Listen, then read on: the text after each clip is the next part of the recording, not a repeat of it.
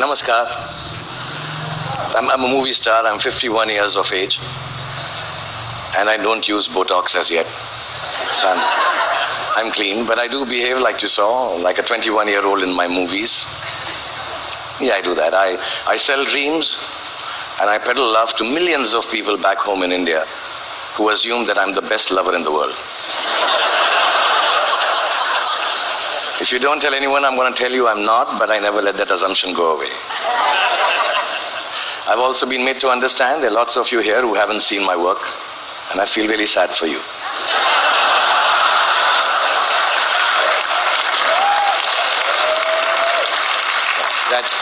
That doesn't take away from the fact that I'm completely self-obsessed, as a movie star should be. That's when my friends Chris and Juliet called me here to speak about the future you. Naturally, it follows I'm going to speak about the present me.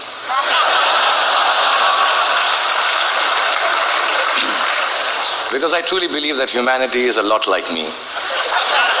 It is. It's an aging movie star, grappling with all the newness around itself, wondering whether it got it right in the first place, and still trying to find a way to keep on shining regardless. I was born in a refugee colony in the capital city of India, New Delhi. And my father was a freedom fighter. My mother was, well, just a fighter like mothers are. And much like the original Homo sapiens, we struggled to survive. When I was in my early 20s, I lost both my parents, which I must admit seems a bit careless of me now.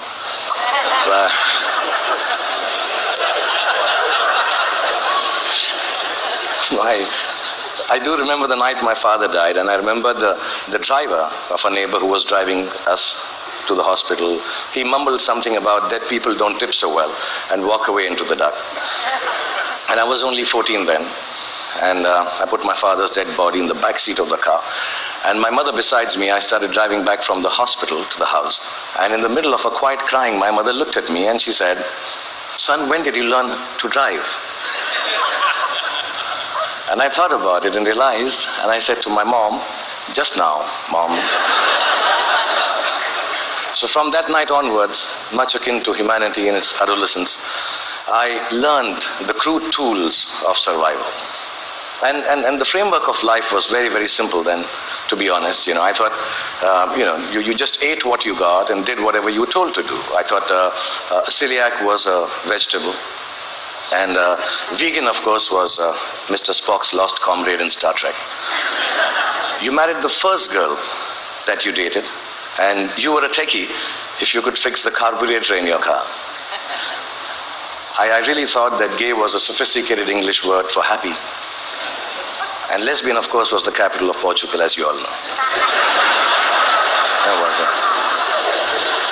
So we relied on systems created through the toil and sacrifice of generations before to protect us. And we felt that governments actually worked for our betterment. Science was simple and logical. Apple was still then just a fruit, owned by Eve first and then Newton, not by Steve Jobs. Till then, it was. And Eureka is what you screamed when you wanted to run naked on the streets. You went wherever life took you for work, and people were mostly welcoming of you. Migration was a term then still reserved for Siberian cranes, not human beings. Most importantly, you were who you were, and you said what you thought. Then in my late 20s, I shifted to the sprawling metropolis of Mumbai, and my framework, like the newly industrialized aspirational humanity, began to alter. In the urban rush for a new, more embellished survival, things started to look a little different. I met people who had descended from all over the world. Faces, races, genders, moneylenders. Definitions became more and more fluid. Work began to define you at that time in an overwhelmingly equalizing manner. And all the systems started to feel less reliable to me, almost too thick to hold on to the diversity of mankind and the human need to progress and grow. Ideas were flowing with more freedom and speed, and I experienced the miracle of human innovation and cooperation. And my own creativity, when supported by the resourcefulness of this collective endeavor, catapulted me into superstardom. I started to feel that I had arrived. And generally, by the time I was 40, I was really, really flying. I was all over the place. I'd done 50 films by then, and 200 songs. And I'd been knighted by the Malaysians. I'd been given the highest civil honor by the French government, the title of which for the life of me I can't pronounce even till now. So I'm sorry, France, and thank you, France, for doing that. But much bigger than that, I got to meet Angelina Jolie, yeah. For 2.5 seconds.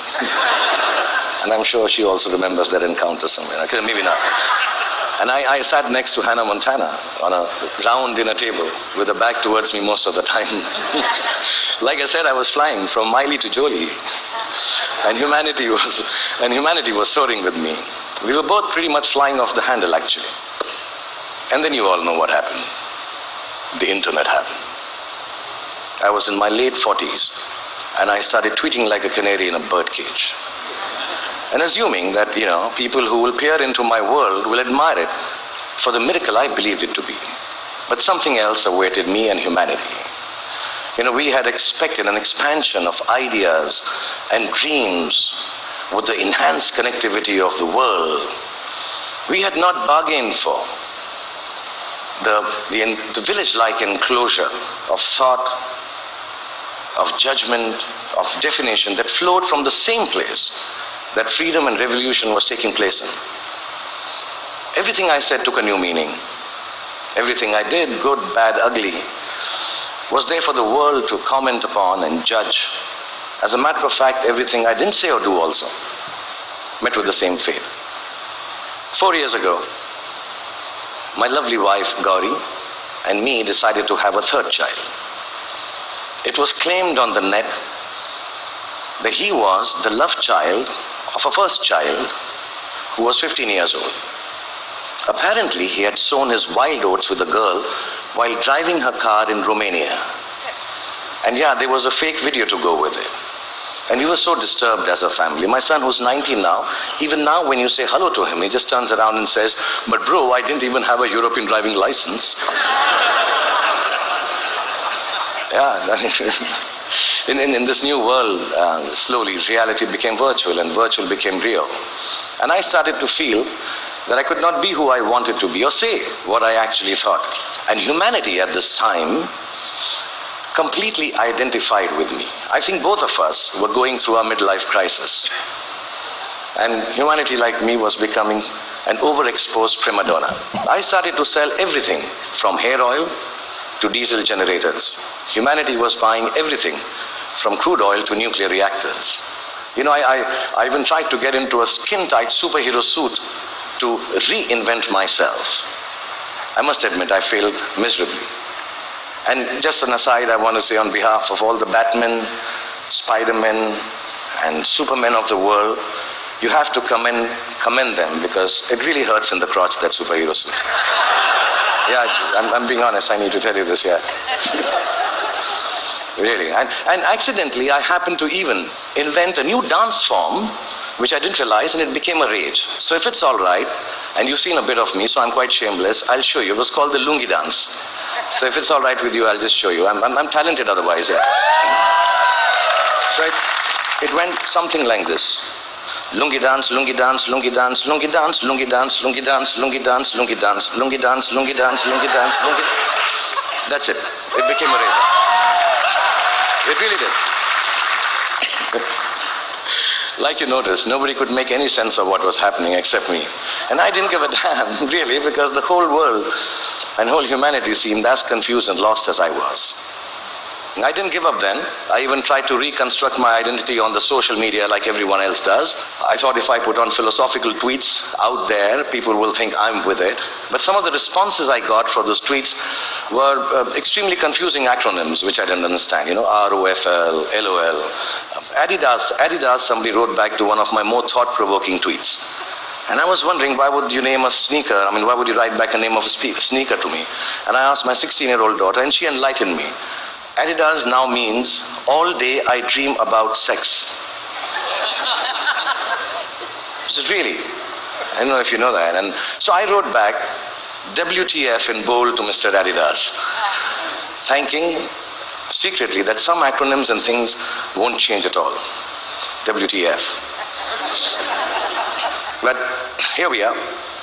I'm 51 years old, like I told you, and mind-numbing acronyms notwithstanding, I just want to tell you, if there has been a momentous time for humanity to exist, it is now.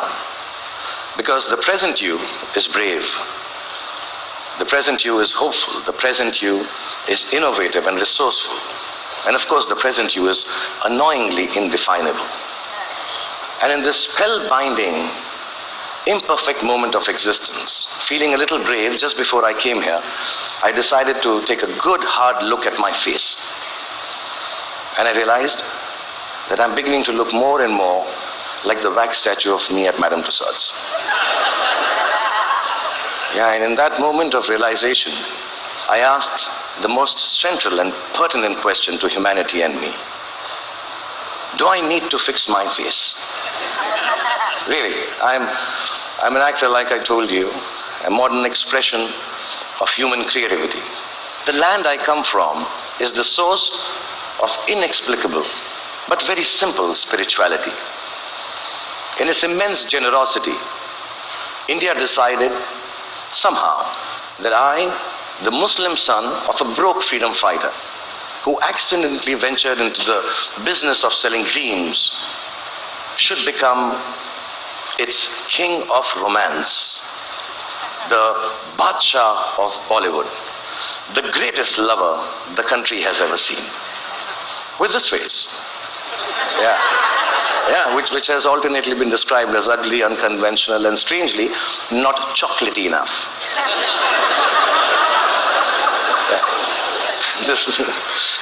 The people of this ancient land embraced me in their limitless love. And I've learned from these people that neither power nor poverty can make your life more magical or less torturous. I've learned from the people of my country that the dignity of a life, a human being, a culture, a religion, a country, actually resides in its ability for grace and compassion. I've learned that whatever moves you, whatever urges you to create, to build, whatever keeps you from failing, whatever helps you survive, is perhaps the oldest and the simplest emotion known to mankind.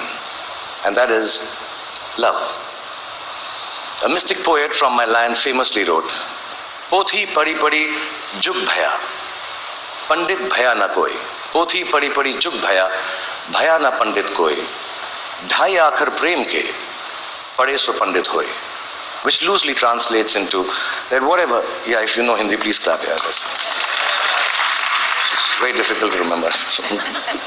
Which loosely translates into actually saying that all the books of knowledge that you might read and then go ahead and impart your knowledge through innovation, through creativity, through technology.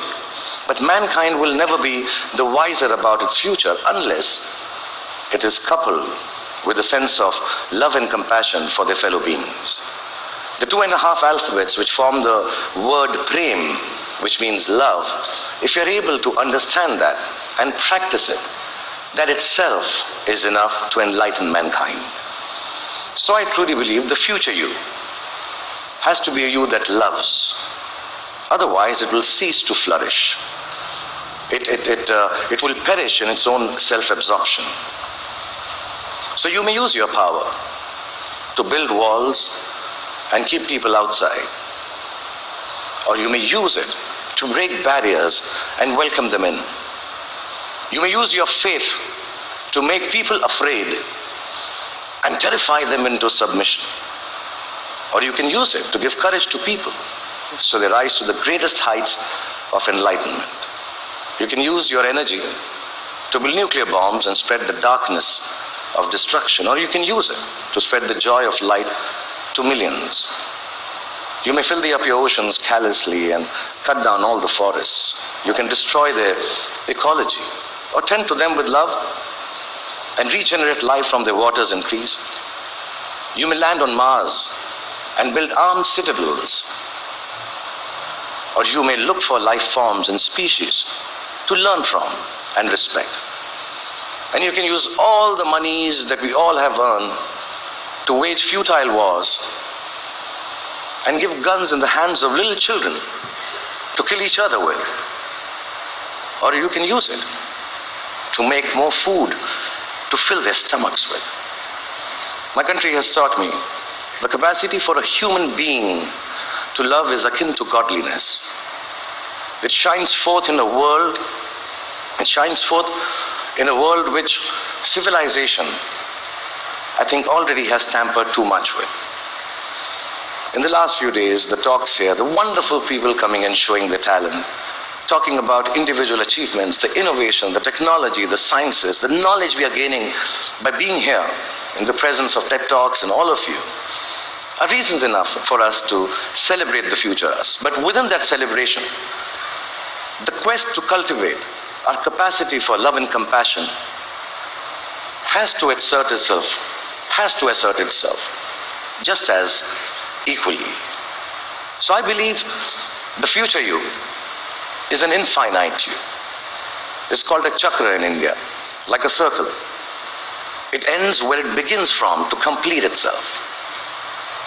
A you that perceives time and space differently, understands both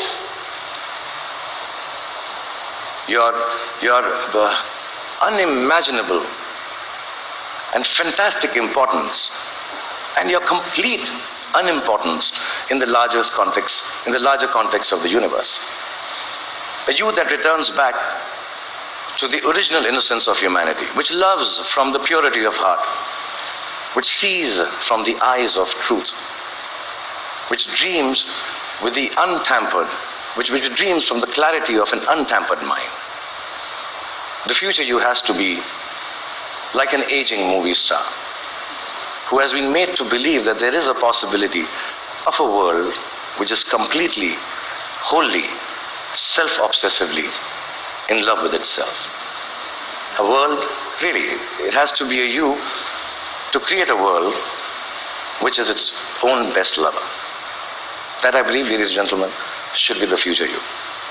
Thank you very much.